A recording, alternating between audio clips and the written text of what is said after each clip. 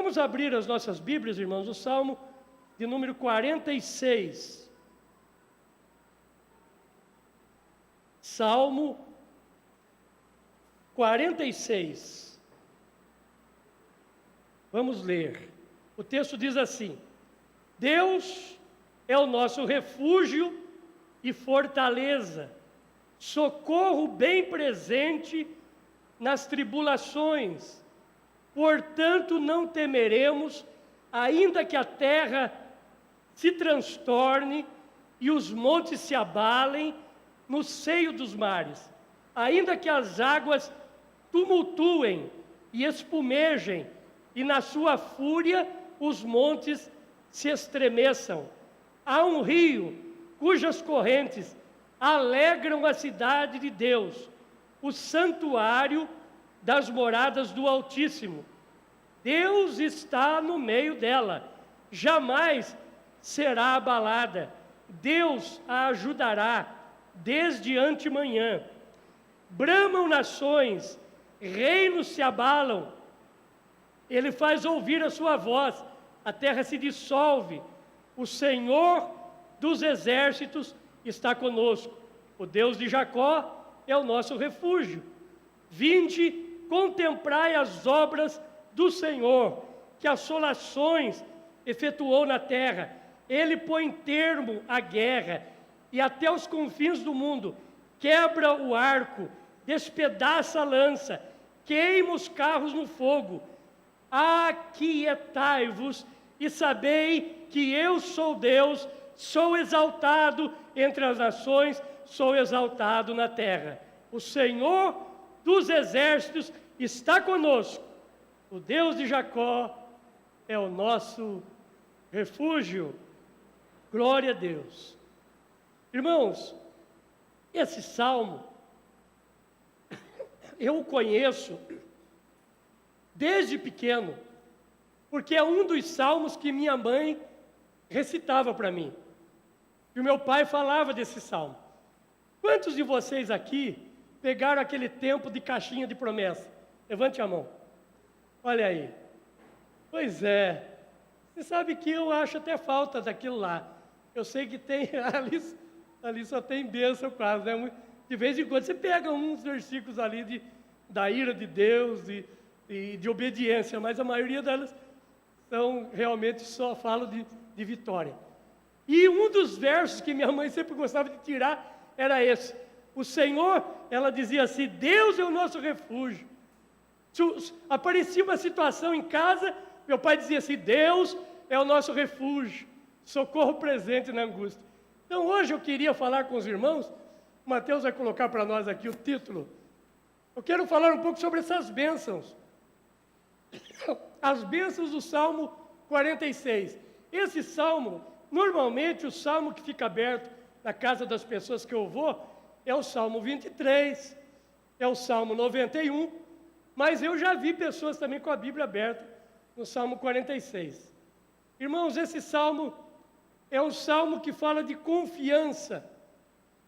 Se você pegar com calma em casa, nós lemos agora, eu quero sugerir que ao chegar em casa, os irmãos leiam novamente, verso a verso, com calma, e vocês vão ver como esse texto bonito aqui fala de refúgio, de fortaleza, mas acima de tudo ele mostra confiança.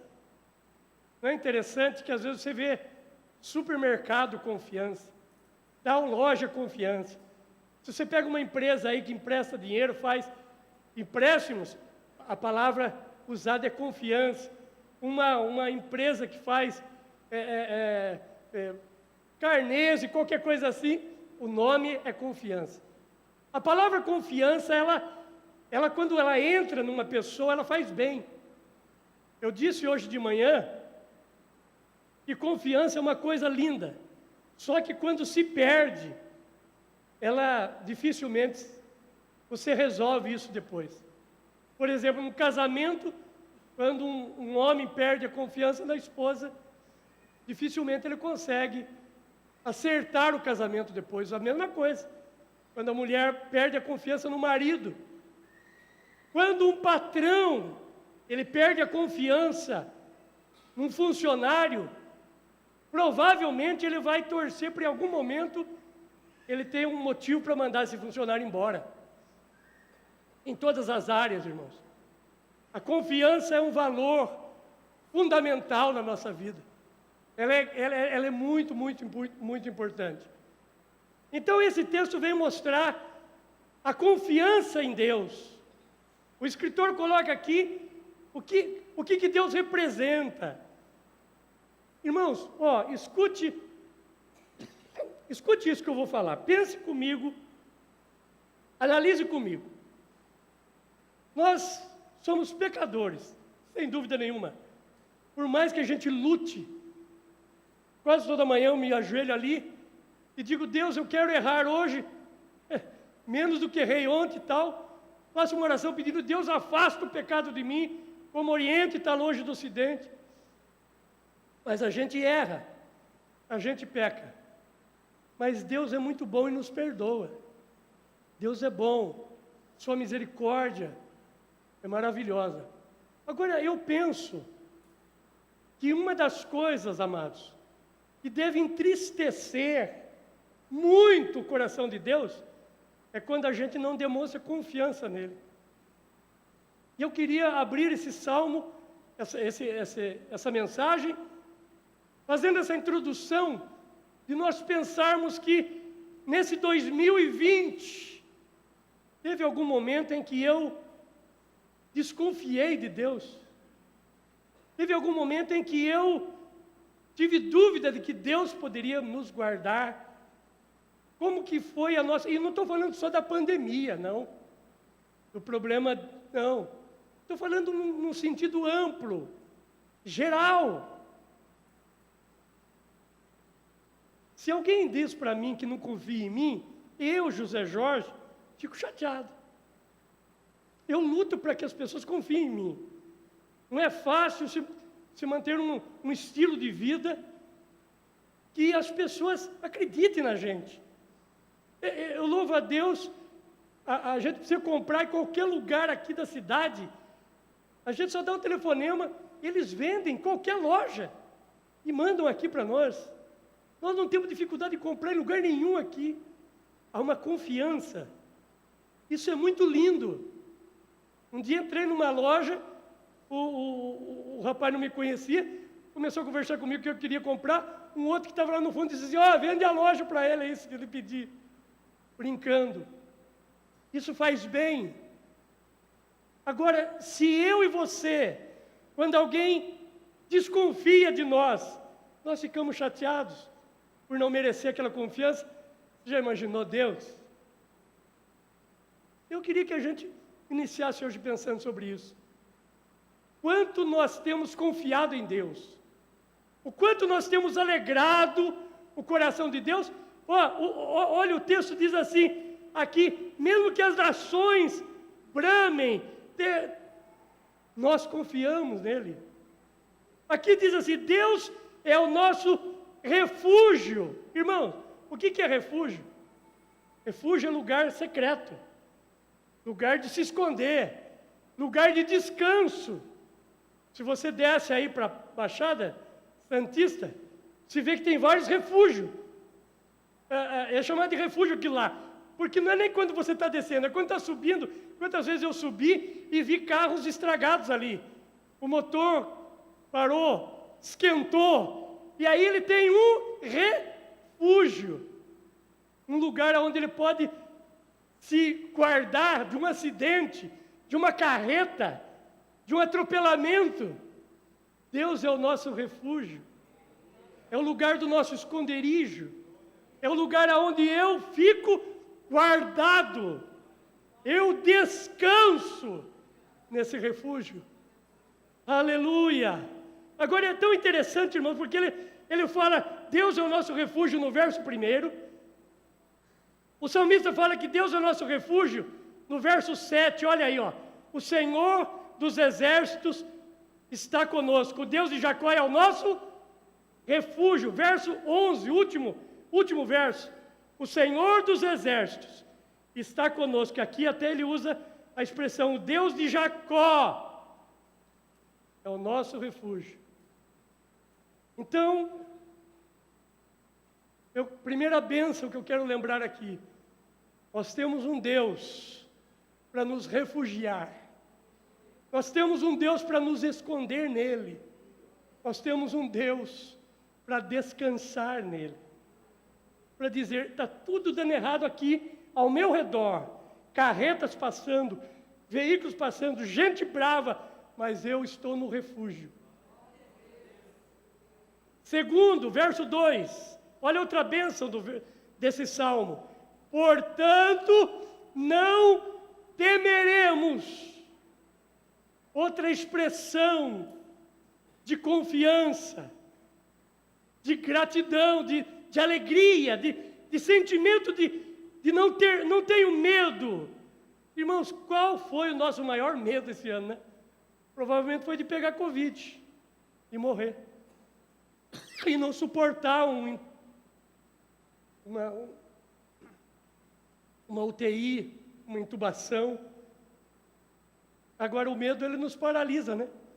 Daí o medo não nos deixa fazer nada. A gente fica preso por causa do medo. O medo tem um lado bom, que você não abusa, ele tem esse mecanismo, um lado importante, mas às vezes existe um medo terrível, um medo, quase que um medo maligno, um medo que não é normal, que levou pessoas à depressão, à síndrome de pânico, a tantas outras coisas. E aí vem o salmista e diz assim, pelo que não temeremos, o medo que torna improdutivo. E eu já preguei aqui algumas vezes, quando falei de medo, eu lembrei que isso que eu vou falar agora é pesquisa, é científico, não é coisa da nossa cabeça, mas 80% a 90% dos nossos erros, dos nossos medos, eles não acontecem. Mas mesmo assim nós temos medo. E aí depois que tudo passa, você percebe que perdeu o sono, perdeu a fome. Alguns, por causa do medo, ficam irritados e brigam com a família, discutem com pessoas que tanto amam por causa desse medo, e no fim esse medo não se concretizou. A Bíblia não, alguns escritores, esses teólogos, escritores e pesquisadores da Bíblia, eles dizem que existe na Bíblia 365 vezes a palavra não temas. Eu nunca contei. Mas eu acredito que se esses homens estão falando é porque eles pesquisaram isso. E quando eles dizem isso, eles dizem que é para lembrar que para cada dia do ano tem Deus dizendo para você assim, não temas. Amanhã, hoje tranquilo, passou o dia descansando, domingo, amanhã vai começar tudo de novo. Quando acordar, Rafael, Marlene, vai ter um Deus dizendo, não temas. Aleluia. Pelo que não temeremos. Outra bênção está no verso de número 4. Olha o que diz aí. Há um rio cujas correntes alegram a cidade de Deus. Outra bênção desse salmo é a bênção da alegria. Irmãos, em meio a tudo isso aqui, portanto não temeremos, ainda que a terra se transtorne, os montes se abalem no seio dos mares, ainda que as águas tumultuem, espumejem na fúria dos montes. Isso aqui é tsunami, né? Aqui é maremoto, é furacão.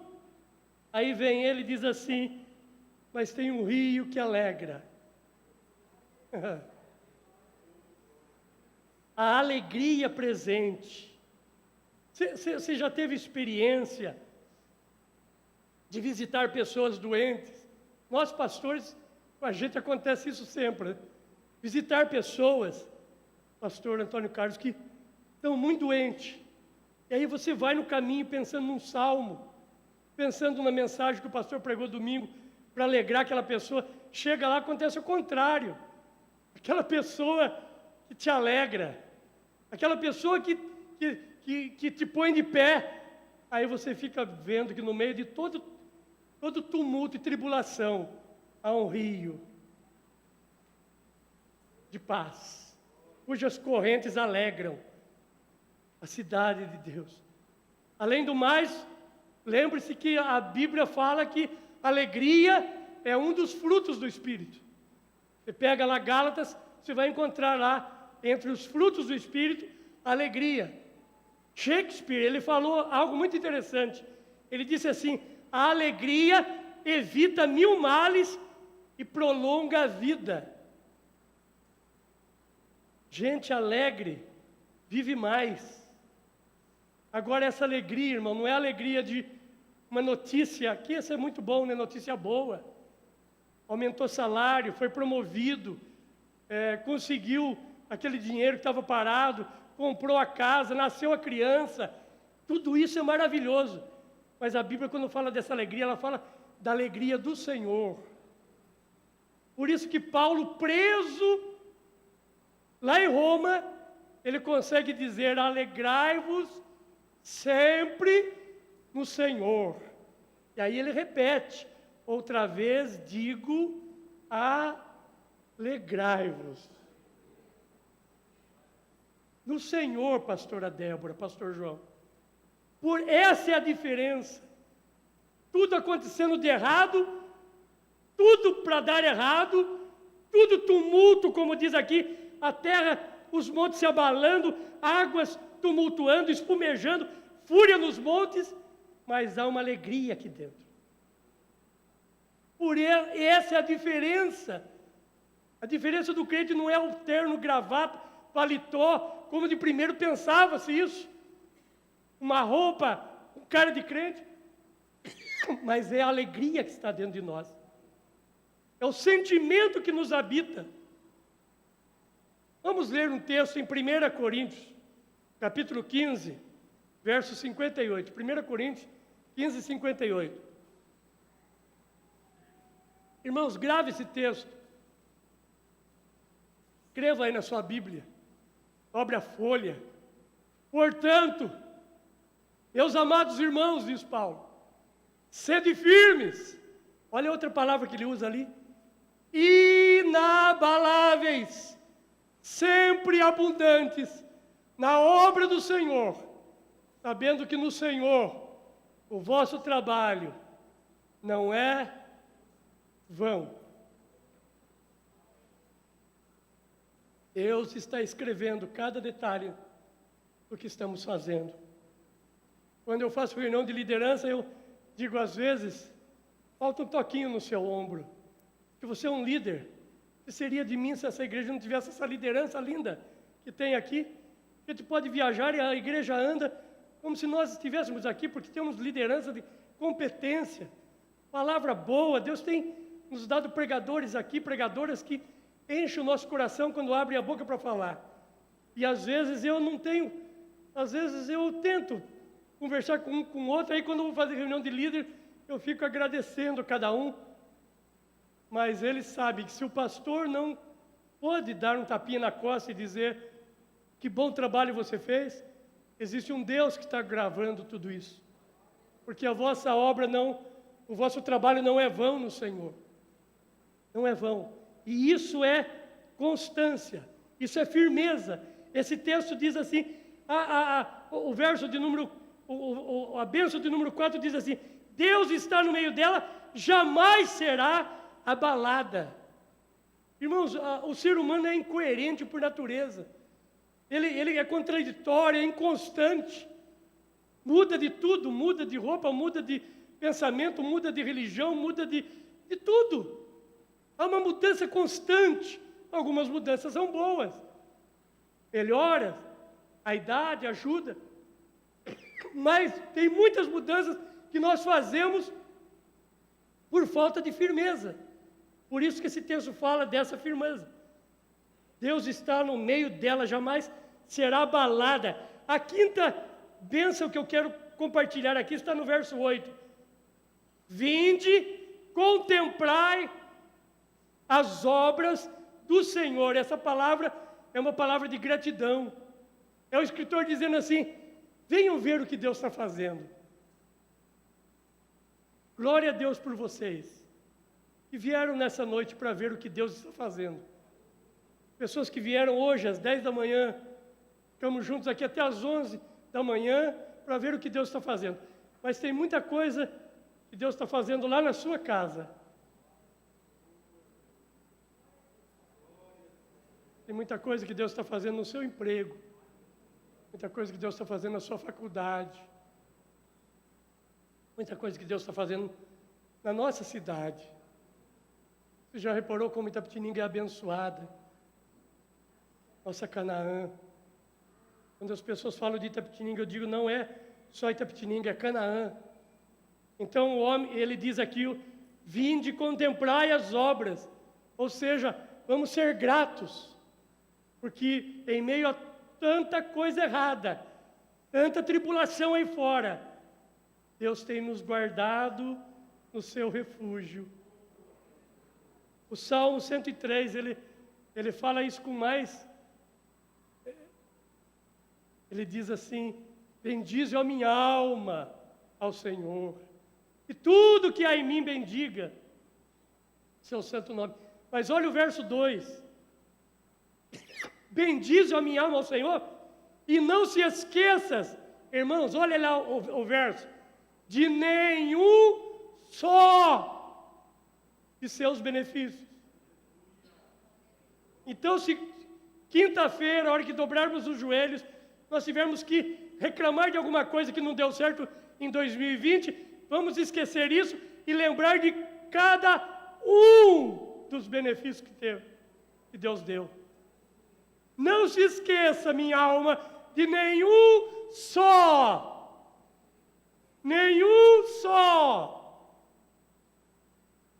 dos seus benefícios. Aleluia!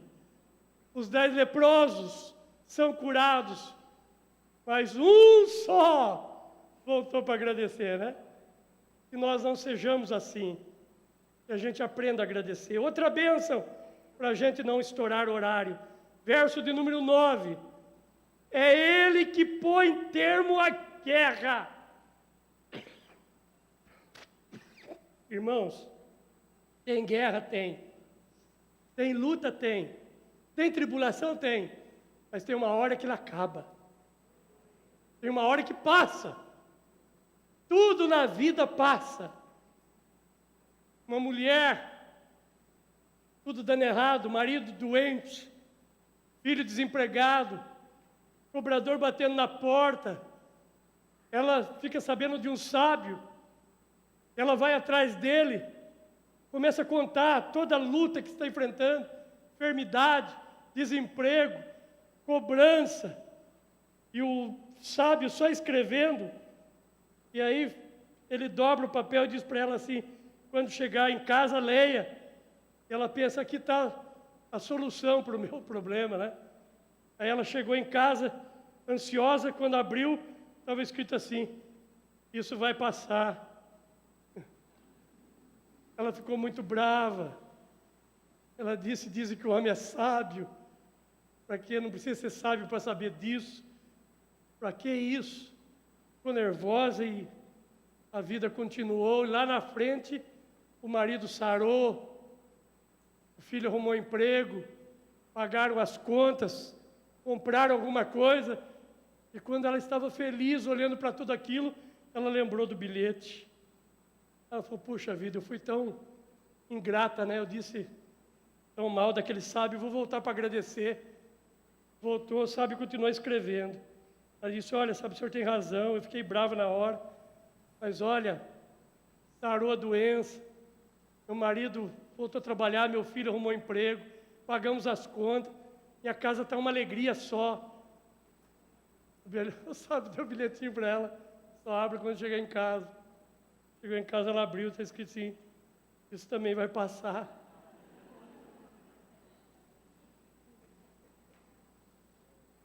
Irmãos, que Deus nos dê paz nos nossos relacionamentos, paz no meio de tantas guerras, não só guerras exteriores, mas guerras internas. Hoje estava vendo a reportagem de um rapaz, que ele não tem paz interior, ele contando para o repórter. Ele tem uma ansiedade contínua. Ele não consegue parar. É inquieto o tempo todo. E finalmente o verso de número 10. Aquietai-vos e sabei que eu sou Deus. E sabe, seja uma das melhores orientações para a minha vida e para a sua vida. Quietude. Sossego.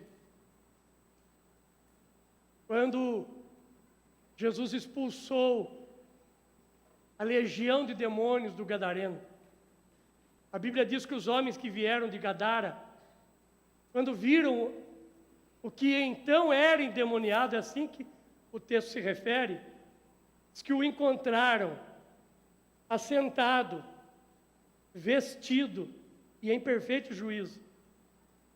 Esse homem não se assentava, esse homem era inquieto, ele andava pelos lugares dos cemitérios, dos sepulcros, colocavam cadeias, correntes, ele quebrava, colocava roupa, ele tirava, andava nu, mas agora o texto diz que ele estava assentado. Uma das maiores bênçãos de Deus para a minha vida e para a sua vida é sossego, quietude. Não adianta querer quebrar tudo, você não vai resolver. Dar soco na parede, não adianta. Ele está dizendo assim: aquietai-vos e sabei que eu sou Deus. Eu quero indicar aqui para quem ainda não leu, leia Augusto Cury, um homem que se converteu, um psicólogo que tem sido muito usado por Deus. Ele escreveu um livro, entre tantos, chama-se A Teoria do SPA, Síndrome do Pensamento Acelerado. Quem sabe alguém aqui hoje viva isso. Há um turbilhão na sua mente. Você não consegue descansar. Deita para descansar, mas não descansa, porque a sua mente não para. Aquietai-vos e sabei que eu sou Deus. Vamos ficar de pé.